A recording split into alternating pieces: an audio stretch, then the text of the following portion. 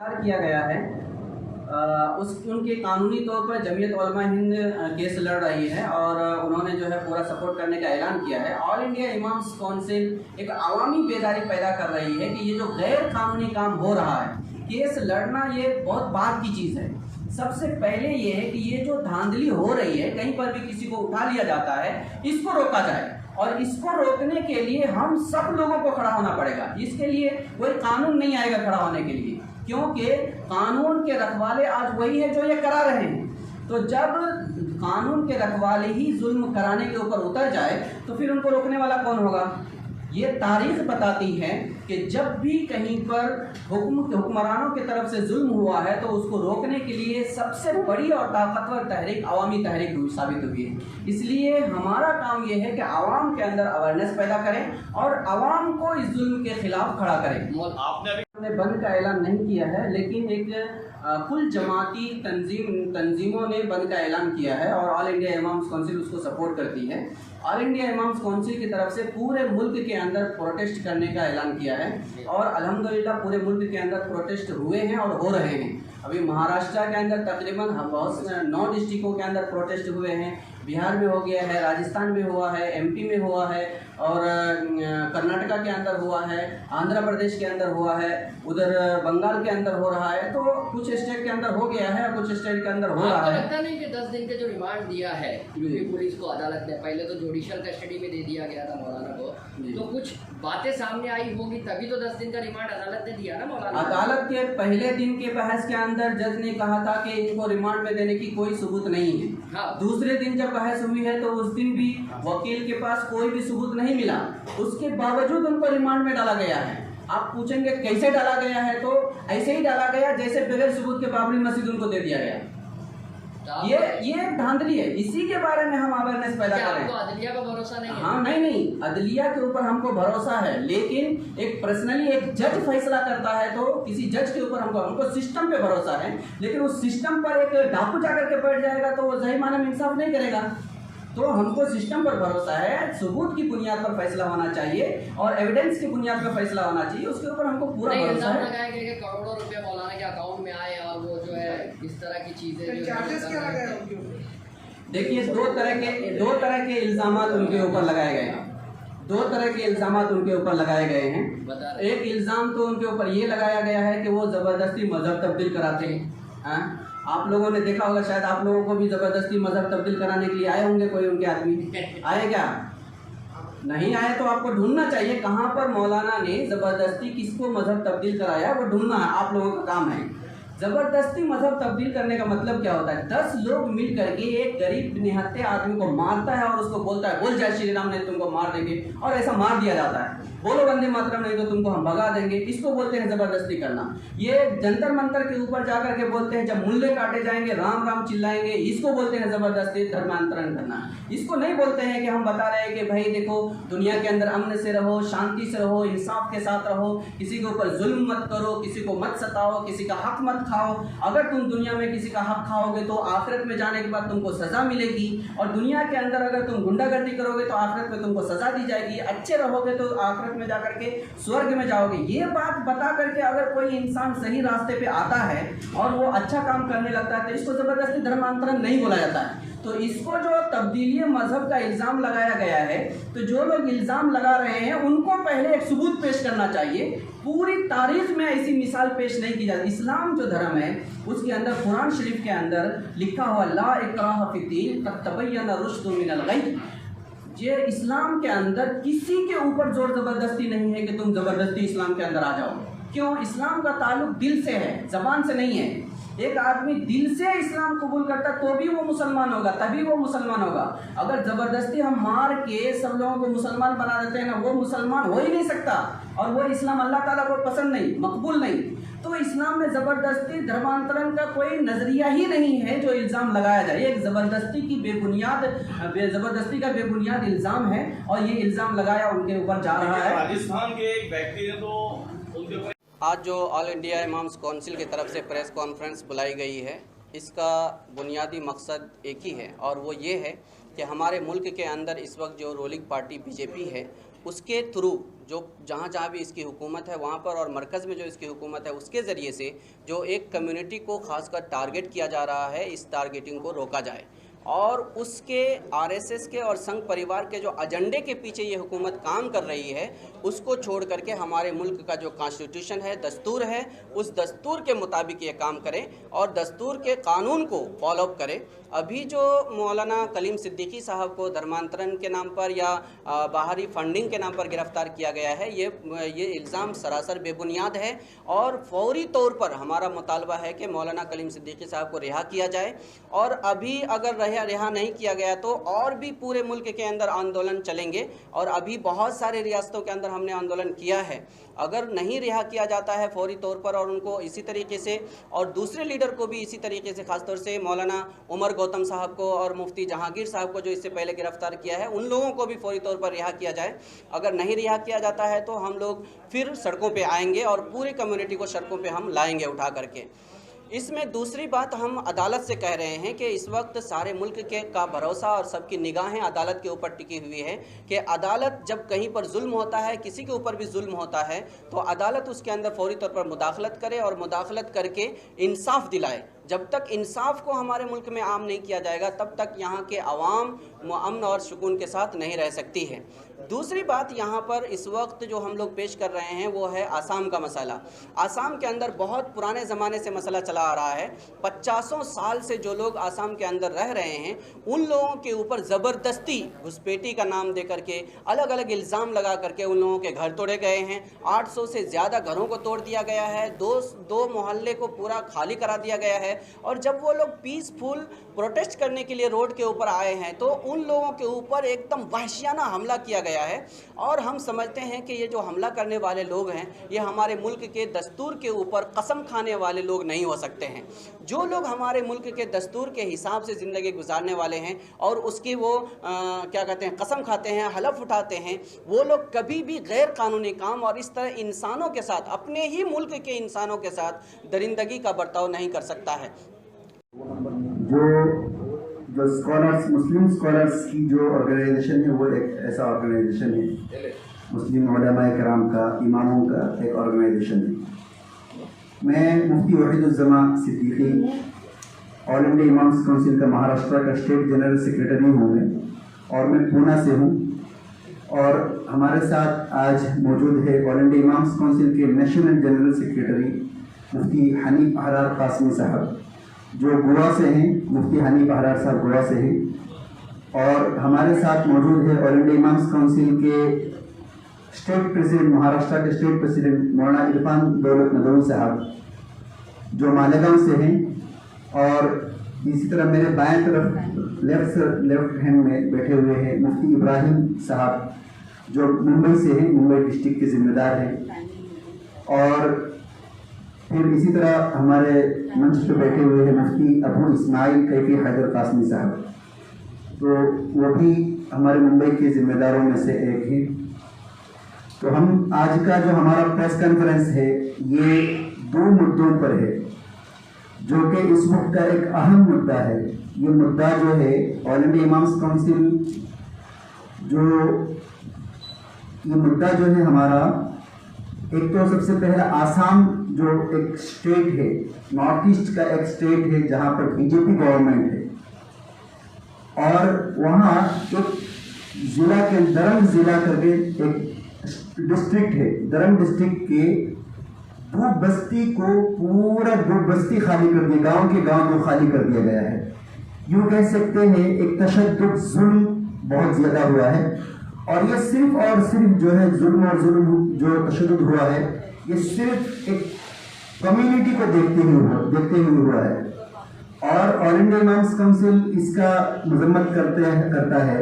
और इसी तरह दूसरा जो हमारा, इसी तरह आप देखे होंगे आसाम में जो जिन लोगों को बेघर किया गया, 800 फैमिली में 4500 से ज़्यादा लोग हैं, 4500 से ज़्यादा लोग हैं वहाँ पर। तो ये जो लोग हैं बेघर हो चुके हैं, आज ब्रह्मपुत्र नदी के किनारे पर हैं। तो इसके खिलाफ एक हमारा प्रेस कॉन्फ्रेंस है बीजेपी गवर्नमेंट आसाम। और इसी तरह मशहूर आलिम दीन और दाई इस्लाम हज़रत मौलाना कलीम सिद्दीकी साहब, जो यूपी के भोलक मुजफ्फरनगर के हैं, और ये बहुत मुसलमानों के एक बड़े विद्वान में से ही बड़े स्कॉलर हैं। इनको इलीगल अरेस्ट किया गया है, टारगेटिंग ऑफ मुस्लिम्स कह के हम कह सकते हैं। तो ये हमारा इस दो मुद्दों पर जो है आज का ये प्रेस कॉन्फ्रेंस है। मैं हमारे इस प्रेस कॉन्फ्रेंस का जो आज के जो मुख्य अतिथि है, हमारे जो नेशनल के जनरल सेक्रेटरी मुफ्ती हनीफ आरार साहब के माइक दूंगा, वो इंशाल्लाह आपके सामने पूरा तफसील बताएंगे इंशाल्लाह।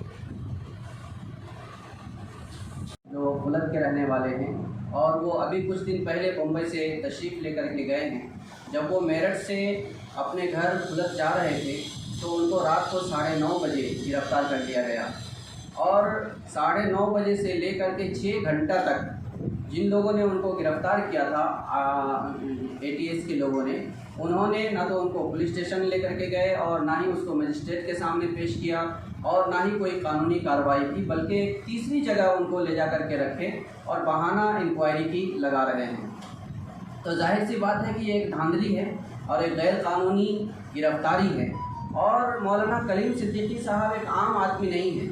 ऐसा नहीं है कि वो एक रोड चलते हुए आदमी है, बल्कि वो एक इंटरनेशनल शख्सियत है, इस्लामिक स्कॉलर्स है और पूरी दुनिया के लोग उनको जानते हैं। तमाम मदारिस से वो जुड़े हुए हैं और तमाम कम्युनिटी से जुड़े हुए हैं। तमाम कम्युनिटी का मतलब हिंदू, मुस्लिम, सिख, ईसाई, बौद्ध, जैन, दलित, आदिवासी, सब लोग उनको जानते हैं। सबसे उनका मिलना जुलना, उठना बैठना है और कोई भी उनका काम इलीगल नहीं है, गैर कानूनी नहीं है। तो जब कोई काम उनका इलीगल नहीं है, उसके बावजूद उनको एक बगैर किसी इत्तिला के और बगैर किसी नोटिस के जब गिरफ़्तार किया जाता है तो यकीनन ये गैर कानूनी गिरफ़्तारी है। हम इसकी मजम्मत करते हैं और हम गवर्नमेंट से और हुकूमत से और अदालत से मुतालबा करते हैं कि फौरी तौर पर इस गिरफ़्तारी को ख़त्म किया जाए और मौलाना को जो 10 दिन की रिमांड में डाला गया है उसको फौरी तौर पर रोका जाए और जो मुतासरीन हैं उनको फौरी तौर पर मुआवजा दिया जाए और जिन लोगों को बेघर किया गया है उनको फिर से घर बना करके आबाद किया जाए और ये सब सरकारी तौर पर किया जाए और अदालत इसमें बराह रास्त मुदाखलत करके इस काम को कराए। ये ऑल इंडिया इमाम्स काउंसिल का मुतालबा है और आप तमाम हजरात से शुक्रिया के साथ हम दरख्वास्त करते हैं कि इस पैगाम को आप पूरी दुनिया के अंदर और ख़ास तौर से हमारे मुल्क के हर फर्द के पास पहुँचाएँ ताकि मुल्क के अवाम के अंदर अवेयरनेस पैदा हो। और ये जो लोग कर रहे हैं यानी संघ परिवार के लोग और बीजेपी और आरएसएस के लोग और गोदी मीडिया के लोग, इन लोगों के बारे में भी आप लोग अवेयरनेस दीजिए कि असल बुनियाद और जड़ यहाँ है, फसाद की बुनियाद यहाँ है। जब तक बीमारी को हम लोग नहीं निकालेंगे तब तक इलाज मुमकिन नहीं है। अभी बीमारी कैंसर है और इलाज हम बुखार का करेंगे तो नहीं होगा। तो असल बीमारी और फसाद की जड़ इस मुल्क के अंदर संघ परिवार और हिंदुत्व का नज़रिया है। इस नज़रिए के ख़िलाफ़ जब तक जमहूरी नज़रिए के ऊपर मुल्क नहीं आएगा तब तक मुल्क के अंदर अमन और सुकून नहीं आ सकता है। हम इसी की मुखालफत करने के लिए इस वक्त आप तमाम हज़रात को तकलीफ़ दिए हैं। हम उम्मीद तमाम कम्युनिटी के लोगों को अपने मज़हब के हिसाब से ज़िंदगी गुजारने, अपने मज़हब के ऊपर अमल करने, अपने मज़हब की दावत और तबलीग करने, प्रचार करने का हक़ दिया गया है। ख़ास तौर से आर्टिकल 25 के अंदर हमको ये हक़ दिया गया है। तो जब हम कानून के दायरे में रह कर के एक काम करते हैं या एक आलिम काम करता है या एक फादर काम करता है या एक पंडित काम करता है तो उनको अगर ज़बरदस्ती गिरफ़्तार किया जाता है, ये हमारे दस्तूर के ऊपर डायरेक्टली हमला होता है, हमारे कानून को तोड़ा जाता है। और जब कानून और दस्तूर को तोड़ा जाएगा तो मुल्क के अंदर अमन व शांति बरकरार नहीं रह सकती है और ये हमारे मुल्क के लिए और मुल्क के हमारे नस्लों के लिए, फ्यूचर के लिए बहुत ही ज़्यादा ख़तरनाक है। एक तो हम अदालत से मुतालबा करते हैं कि इसको इसके अंदर मुदाखलत करके फौरी तौर पर इसको क्या किया जाए कि इसको ख़त्म किया जाए और मौलाना को रिहा किया जाए। दूसरा जो मुद्दा है इस वक्त वो आसाम का मसला है। वैसे तो संघ परिवार के ज़रिए से पूरे मुल्क के अंदर धांधली चल रही है, आप लोगों को मालूम है। आप लोग हमेशा पेपर में, सोशल मीडिया पर, इलेक्ट्रॉनिक मीडिया पर देखते रहते हैं। कहीं पर भी किसी को भी मारा जाता है, किसी को भी नारा लगवाया जाता है, किसी को भी लिंचिंग कर दी जाती है और कोई भी उसके बारे में बोलने के लिए तैयार नहीं है। तो अभी जो पूरे मुल्क के अंदर हो रहा है उसको छोड़ करके एक ख़ास इलाके के अंदर ख़ास कम्युनिटी को टारगेट किया जा रहा है। और टारगेट करके सिर्फ ये नहीं कि उसको जो है निशाना बनाया जा रहा है, बल्कि उनके घरों को तोड़ दिया गया है, उनकी बस्तियों को खाली कराया गया है। और जब वो लोग पीसफुल प्रोटेस्ट कर रहे थे, अपने हक के लिए आवाज़ उठा रहे थे, तो उनके ऊपर गोलियां चलाई गई, बच्चों को मारा गया और बूढ़े लोगों के ऊपर मारा गया, उनको रोन दिया गया। मतलब ऐसी दरिंदगी और ऐसी हैवानियत और वहशियाना मामला किया गया है कि इंसानियत कांप उठती है। हम इस कॉन्फ्रेंस के ज़रिए से पूरे मुल्क और ऐवान बाला को और तमाम इंतज़ामिया को और मीडिया के ज़रिए से तमाम आवाम को ये मैसेज देना चाहते हैं कि ये गैर कानूनी काम इस मुल्क के अंदर नहीं चलेगा। यहाँ पर इस तरह की धांधली और इस तरह की गुंडागर्दी नहीं चलेगी। और अगर इस तरह की गुंडागर्दी होती है तो ये एक कम्युनिटी का मसला नहीं है, बल्कि पूरे मुल्क के सारे कम्युनिटी का मसला है, हर एक इंसान का मसला है। अब आप सोचिए, अगर एक कम्युनिटी के ख़िलाफ़ हम नफ़रत पैदा करते हैं या दूसरे कम्युनिटी के ख़िलाफ़ नफ़रत पैदा करते हैं या उसके ख़िलाफ़ हम जंग करते हैं, मुल्क को खाना जंगी के अंदर झोंक देते हैं, तो इसका नुकसान सिर्फ उस कम्युनिटी का नहीं होता है, बल्कि इसका नुकसान पूरे मुल्क को होता है, हमारे फ्यूचर नस्ल को होता है। हमारा जो फ्यूचर जनरेशन है वो सारे जनरेशन के अंदर खौफ और दहशत का माहौल पैदा होता है। कोई भी सुकून से नहीं रह पाएगा। अगर एक कम्युनिटी सुकून से नहीं रहेगी तो कोई भी कम्युनिटी सुकून से नहीं रह पाएगी। और यही एजेंडा संघ परिवार का है। संघ परिवार ये चाहते हैं कि इस मुल्क के अंदर कोई भी सुकून से ना रहे, चैन से ना रहे, क्योंकि चैन और सुकून से रहेंगे और मिल के काम करेंगे और दस्तूर के हिसाब से सब लोग अपने हुकूक और इख्तियारात को इस्तेमाल करेंगे, तो फिर इन लोगों की जो सियासत है, जो पॉलिटिक्स है, लड़ाओ और हुकूमत करो, उसके अंदर ये कामयाब नहीं हो सकते हैं और ज़्यादा दिन तक इनकी पॉलिटिक्स नहीं चल सकती है। इसलिए वो लोग इस तरह के माहौल को गरमाते रहते हैं। और आज ख़ास तौर से जो पुलिस के ज़रिए से और हमारे फोर्सेस के ज़रिए से ये इस तरह की धांधली कराई जाती है, हम उन लोगों की मजम्मत करते हैं। और हुकूमत से और अदालत से, ख़ास तौर से इस मुल्क के अंदर अदालत का सिस्टम सबसे मजबूत है और हर इंसान को अदालत के ऊपर भरोसा है और हर इंसान का आखिरी सहारा अदालत होती है। जब किसी के साथ कोई जुल्म होता है, किसी के ऊपर ज़बरदस्ती होती है, तो उनको ये यकीन होता है कि मुझे कहीं इंसाफ नहीं मिलेगा तो अदालत के अंदर जाके ज़रूर हमको इंसाफ मिलेगा। तो इसी भरोसे पर, इसी सहारे के ऊपर वो इंसान सुकून से जीता है और सब्र करता है। तो आज अदालत की सबसे बड़ी जिम्मेदारी है और उनको सबसे बड़ा रोल प्ले करना है कि जब एक कम्युनिटी को टारगेट किया जा रहा है, उनको ज़बरदस्ती घर खाली कराया जा रहा है, ज़बरदस्ती उनको मारा जा रहा है, उनके ऊपर जुल्म किया जा रहा है, उनको रहने का हक छीना जा रहा है, तो फिर अदालत इसके अंदर फौरी तौर पर मुदाखलत करे और जो भी गैर कानूनी काम होता है, इन गैर कानूनी कामों को रोका जाए। इसलिए हम ऑल इंडिया इमाम्स काउंसिल की तरफ से पूरे मुल्क के सिस्टम से, मीडिया से, अदालत से और इंतज़ामिया से सबसे ये गुजारिश करते हैं कि इस वक्त जो हमारे दस्तूर को तोड़कर आवाम को आपस में लड़ाकर इस मुल्क के अंदर फस्ताई निज़ाम, एक डिक्टेटर निज़ाम, एक बरहमनवादी निज़ाम को फ़रोग़ दिया जा रहा है, उसके ख़िलाफ़ आवाज़ बुलंद करें और इस सिस्टम को और इस दरिंदगी को और इस जुल्म को फौरी तौर पर रोका जाए। क्योंकि अगर आज हम लोग नहीं रोकते हैं तो फिर हम लोगों में से कोई भी महफूज नहीं रहेगा। हमको मालूम है जर्मन के अंदर जिस वक्त हिटलर ने यहूदियों का कत्लेआम शुरू किया था तो ईसाई लोग खामोश थे। वो खामोश इसलिए थे कि हमारे साथ कुछ नहीं होने वाला है, लेकिन यहूदियों के कत्लेआम के बाद दूसरी कम्युनिटी को मारा गया और उसके बाद जब आखिर में ईसाइयों की बारी आई तो फिर ईसाइयों के लिए कोई आवाज़ उठाने वाला बचा ही नहीं था। ऐसा ही होगा। ये जो संघ परिवार के लोग हैं, ये जो आरएसएस और जिसके इशारे पर बीजेपी काम कर रही है, ये सब लोग एक ही एजेंडे के और एक ही सिक्के के दो रुख हैं, अलग अलग रुख हैं और अलग अलग रुख से काम कर रहे हैं। कोई सामने आकर काम कर रहा है, कोई पीछे छुपकर काम कर रहा है। ये सब का एजेंडा यही है कि मुसलमानों को टारगेट करो, बाद में ईसाइयों को टारगेट करो, बाद में कम्युनिस्ट को टारगेट करो, उसके बाद दलित आदिवासी बचेंगे तो इसको तो वैसे ही हम खत्म कर देंगे, नहीं तो नौकर चाकर बना लेंगे। तो मुल्क के खिलाफ बहुत ज़बरदस्त साजिश चल रही है। इस साजिश के खिलाफ हम सबको आवाज़ उठाने की ज़रूरत है और हम ख़ास तौर से आप हजरात से, जो मीडिया के हमारे भाई और बहन यहाँ मौजूद हैं, इनसे हम गुजारिश करते हैं और शुक्रिया के साथ गुजारिश करते हैं कि आप इन चीज़ों को आवाम तक पहुँचाएँ। आप एक अमीन हैं कौम और हुकूमत के दरमियान, कौम और फसाद के दरमियान आप एक अमीन हैं। इसको सच्चाई के साथ और अमानतदारी के साथ कौम तक और ऐवान बाला तक और हुक्मरानों तक पहुँचाएँ। इंशाअल्लाह अगर आप लोग अच्छा रोल प्ले करेंगे और हम लोग जो काम कर रहे हैं उसको आवाम तक पहुँचाएँगे तो इसका मुस्बत नतीजा आएगा और ये जो जुल्म करने वाले लोग हैं इन लोगों का जुल्म ज़्यादा दिन तक नहीं चलेगा।